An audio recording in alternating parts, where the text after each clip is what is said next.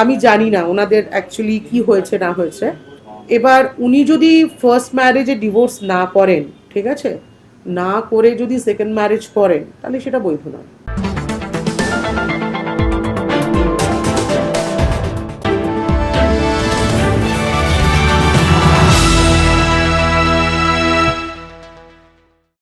ভালোবাসা যখন থাকে না তখন কেন প্রাপ্তবয়স্ক লোকরা সেই ভালোবাসার অধিকার নিয়ে কাড়াকাড়ি করতে থাকে?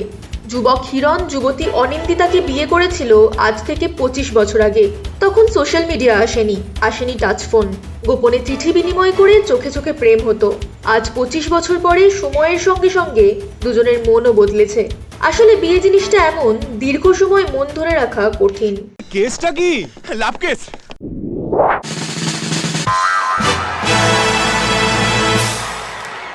পায়েল, রিসেন্টলি আমরা দেখলাম বিজেপি এমএলএ হিরণময় দ্বিতীয়বারের জন্য বিয়ে করলেন বেনারসে।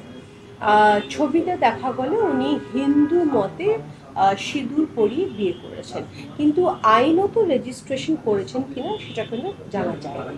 এটা কি এই ধরনের বিয়ে, যেখানে হিন্দু মতে বিধি মেনে বিয়ে করছে কিন্তু আইনত রেজিস্ট্রেশন করা হচ্ছে না, এই ধরনের বিয়েকে কি বৈধ মনে করে আইন না অবৈধ? দুটোই বৈধ। হিন্দু মতে, হিন্দু শাস্ত্র মতে সপ্তপদী, সিঁদুর দান এবং আগুনের 7 পাক করা, এটা হচ্ছে হিন্দু শাস্ত্র মতে বিয়ে। এটা যেরকম বৈধ সেরকম রেজিস্ট্রেশন এখন মাস্ট। এবার কেউ হয়তো কিছুদিন পর করছে, 2 মাস পর করছে, কেউ 6 মাস পর করছে, কেউ 1 বছর পর করছে, কিন্তু সেটা কিন্তু অনেকেই করছে, আবার অনেকে করে না, ঠিক আছে। কিন্তু করে নেওয়াটাই বেটার। যেটা এখন সবসময় বলা হচ্ছে যে রেজিস্ট্রেশন মাস্ট, তো রেজিস্ট্রেশন অনেকেই পরে করতে চায়, যে কিন্তু হিন্দু মতে বিয়েটা হলো, রিচুয়ালস যেটা আছে সব কিছু মেনে নিয়ে বিয়েটা করলো, কিন্তু সেটা বৈধ বিয়ে।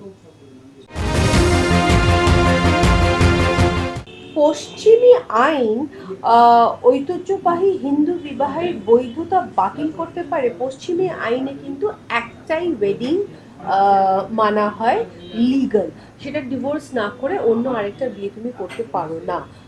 সেটা হিন্দু লতেও তাই। কিন্তু কোথাও না কোথাও কি মানে আমি এটা জানতে চাইছি যে পশ্চিমী ল, ওয়েস্টার্ন ল কি ইন্ডিয়ান ল বা হিন্দু ল থেকে অনেক বেশি স্ট্রঙ্গার? কারণ আমরা আজকাল এই কেসটা ভীষণভাবে দেখতে পাচ্ছি, যেখানে প্রথম একটা বিয়ে থাকা সত্ত্বেও সেকেন্ড বার মানুষ বিয়ে করে ফেলছে ডিভোর্স করা ছাড়া। দেখো, বিয়ে তুমি যেখান থেকে করছো, যদি ইন্ডিয়ার মধ্যে বিয়ে হয়, তোমাকে ডিভোর্স ইন্ডিয়া এসেই করতে হবে। তুমি যতই ওয়েস্টার্ন কান্ট্রিতে থাকো, সেখানে তোমার ম্যারেজ, যেখানে ওরা যদি লাস্ট রিসাইড ওখানে করে, হাজব্যান্ড ওয়াইফ যদি ওখানে করে এবং তারা যদি অ্যাপ্লাই করে ওখান থেকে, তাহলে হয়তো তারা ওখান থেকে ডিভোর্স প্রসেস করতে পারবে। কিন্তু তোমার যে রেজিস্ট্রেশন, সেটাকে তো ক্যান্সেল করতে হবে। সেটা তোমাকে ইন্ডিয়া থেকে, যেখান থেকে গ্র্যান্ট হয়েছে তোমার রেজিস্ট্রেশন, সেখানে এসেই তোমাকে ক্যান্সেল করতে হবে। এই ধরনের পরিস্থিতিতে পাই, যেখানে হিরণময় হঠাৎ করে একটা সেকেন্ড ম্যারেজ করে নিল, তাহলে তার ফার্স্ট ওয়াইফ অনিন্দিতা চ্যাটার্জির কাছে আইনত কি কি স্টেপস নেওয়া উচিত বা নিতে পারে? আমি জানি না ওনাদের অ্যাকচুয়ালি কি হয়েছে না হয়েছে। এবার উনি যদি ফার্স্ট ম্যারেজে ডিভোর্স না করেন, ঠিক আছে, না করে যদি সেকেন্ড ম্যারেজ করেন, তাহলে সেটা বৈধ নয়।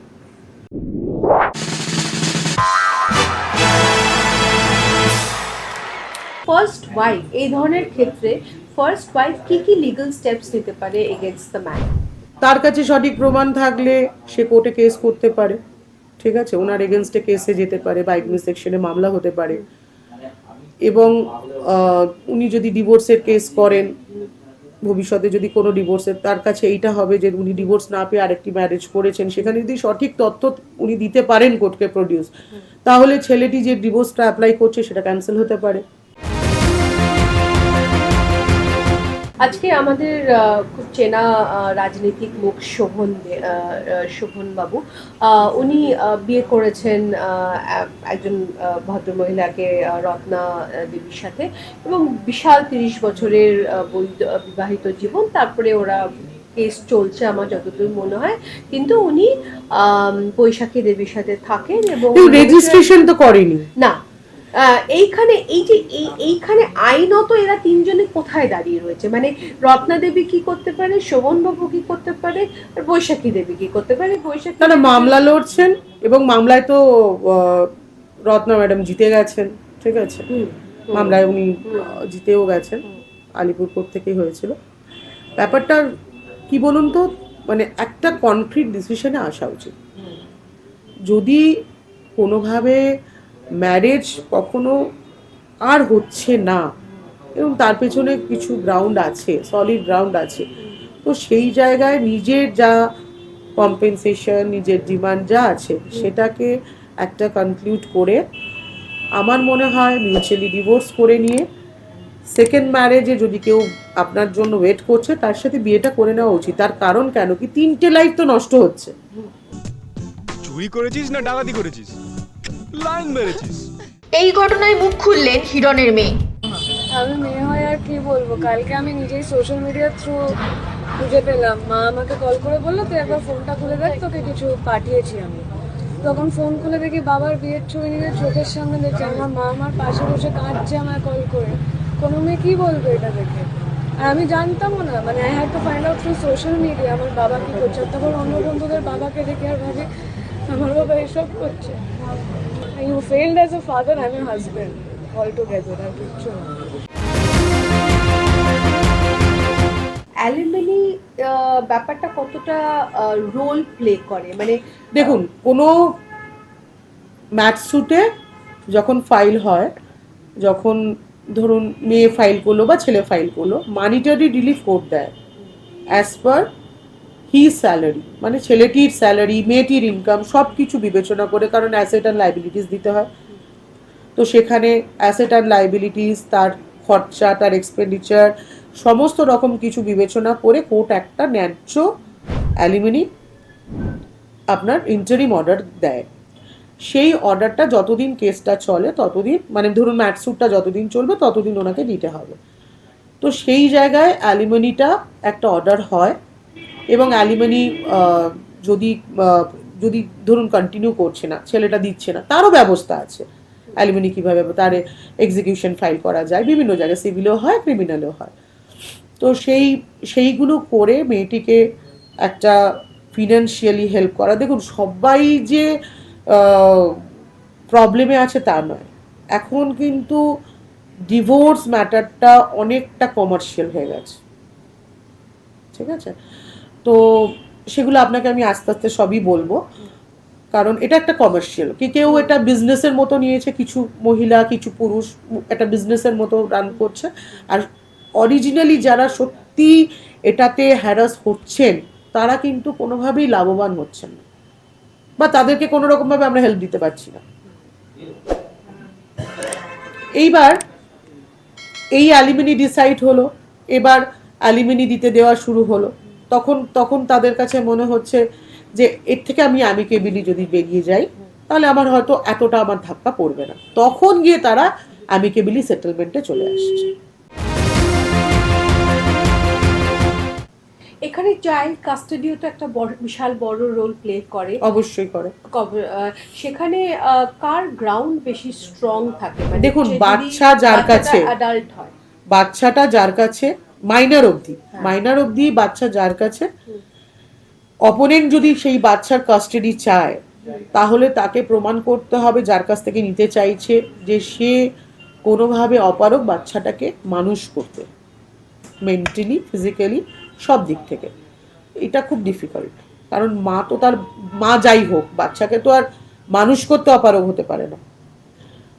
সেম অ্যাজ ইট ইজ বাবার কাছে যদি কোনো বাচ্চা থাকে, সেই ক্ষেত্রে মা হয়তো কাস্টাডি চাইছে, মা তো প্রুফ করতে পারবে না যে বাবা অপারগ। অতএব কাস্টাডি বাচ্চা যার কাছে থাকে, মানে আছে ইনিশিয়ালি, তার কাছেই থেকে যায়। তবে কোর্ট এখন ভীষণভাবে একটা দিকে আমাদের খুব সুবিধা করেছে। রিসেন্টলি আমরা একটা গাইডলাইন্স পেয়েছি ভিজিটেশনের ওপরে হাইকোর্ট থেকে। সেই গাইডলাইন্স অনুযায়ী এখন প্রতিটা বাবা, মানে বাবার রাইট থাকছে বাচ্চাদেরকে ভিজিট করা, কারণ যে ক্ষেত্রে আমরা প্রচুর কেসে দেখতে পাচ্ছি অর্ডার দেওয়ার পরেও মায়েরা শুনছেন না, বাবার সাথে দেখা করতে দিচ্ছে না।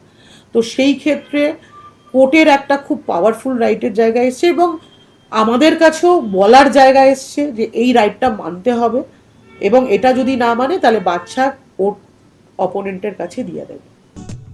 চুরি করেছিস না ডাকাতি করেছিস, লাইন মেরেছিস। সংবিধানে তো মুসলিমদের মাল্টি সেভারাল ম্যারেজেস করতে পারে এবং সেটা বৈধ। হিন্দু লয়ের এগেনস্টে নয়। এটার আমি হিস্টোরিক ব্যাপারে যাচ্ছি না, কিন্তু তোমার কেন মনে হয় দুটো রিলিজনের এরকম ভিন্ন আইনটা ডিফারেন্ট কেন? কারণ দুজন তো ভিন্ন লোক, রিলিজিয়নটা তো ভিন্ন।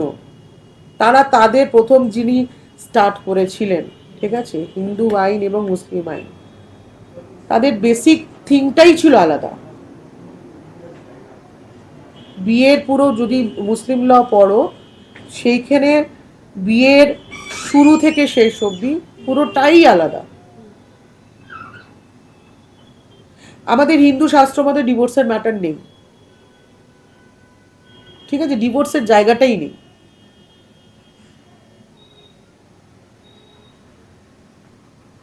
আগে তুমি একটা জিনিস বলো, আজকে ডিভোর্সটা ট্রেন্ড, তাই তো?